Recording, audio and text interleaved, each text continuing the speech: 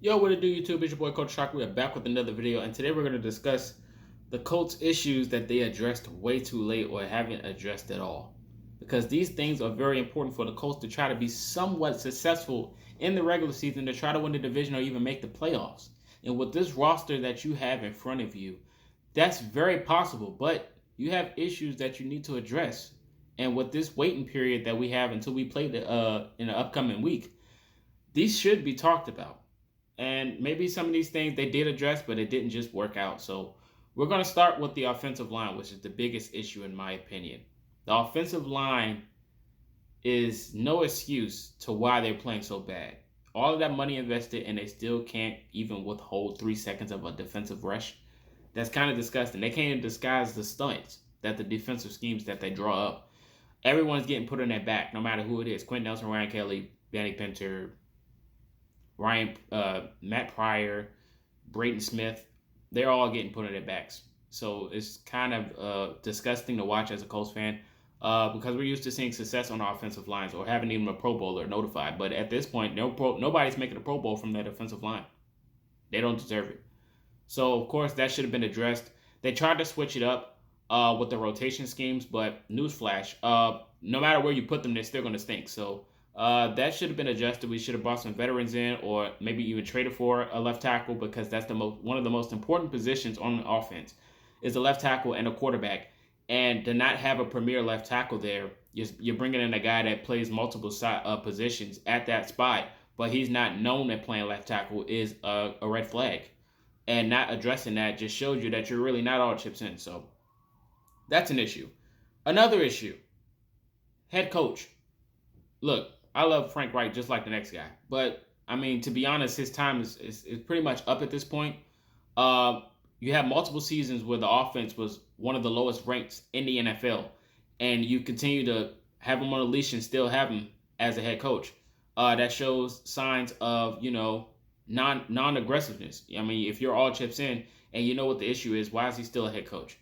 I see that being an issue, and that should have been addressed a long time ago. Even if you still want him as head coach because he's a good motivator, he's a player's guy, I totally understand. But if you look at this team, it looks like he lost the locker room. You can give a good speech all you want, but it looks like they're kind of out of it on a week-to-week basis when it comes to this team. Of course, we could have got somebody else to call the play calls because the head coach position is very important and it's a lot to do. And of course, you get lost in the middle of it. So I totally understand Frank Reich. He's definitely a mastermind. He's a Super Bowl champion.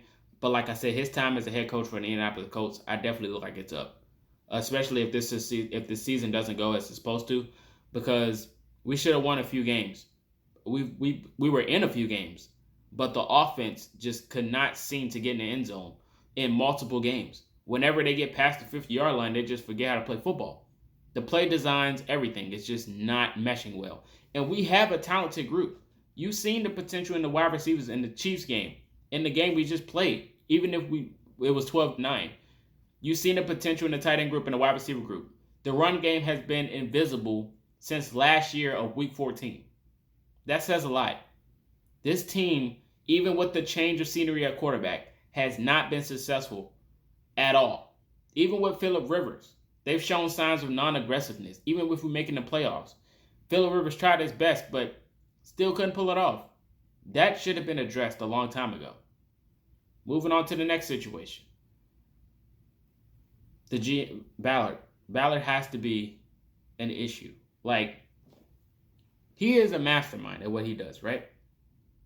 But if we're being honest here, there has been 4 years and opportunities of acquiring talent, and his stubbornness got in the way multiple times of getting talent. Colts fans will wonder, are we even talking to anybody? Of course, but Ballard's not paying them. He thinks they're not deserving of the contract. He wants to pay the guys that's here. He wants to build through the draft. I understand the draft process. But if I'm being honest, if there's a veteran presence in free agency that's worth getting, that's a game changer, like last year's free agency class, it's no excuse to not go and get anybody, especially with the production that you're seeing currently. Now, the defensive side of things, I understand. you're not going to get anybody. Because what you did, you got talent on the defensive side. So not getting anybody on defense, understandable, because the defense is solid every year. But on the offensive side, we could have used plenty of talent. Plenty of talent. We could have got another wide receiver. We could have got a left tackle. We could have got a right guard. We could have got a right tackle. We could have got a center to all stack up with Big Q. That's a Super Bowl roster right there. You got Matt Ryan. I mean, that's the last option at this point. So even before that, Carson Wentz was the last option. Nobody wanted him. So you took the risk. You paid for it. And now you go get Matt Ryan. And you're paying for it. Like, he wasn't the best option, but, I mean, he would do.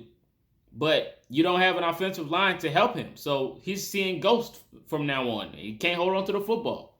All these issues, these are the three biggest issues I have with this team as to why they can't see success. Offensive line, Ballard, and head coach. It's that simple. If you fix those issues, even the offensive line issue, you can see some type of success. I would deal with Frank Reich and Ballard if you just fix the offensive line. That's it. That's all you got to do. Even if you want to throw in Sam Ellinger, I feel like he can have some type of flashes. I don't know. But like I said, all the blame does not go on Matt Ryan at this point. He could play better, but he's playing the cards he's dealt. And with the offensive line issue, it hinders his playability, which makes him suck. So it is what it is at the end of the day. You guys let me know if I missed any issues in the comment section. Don't forget to like, comment, subscribe. This is Marcus, and until next time, you've been Culture Shock.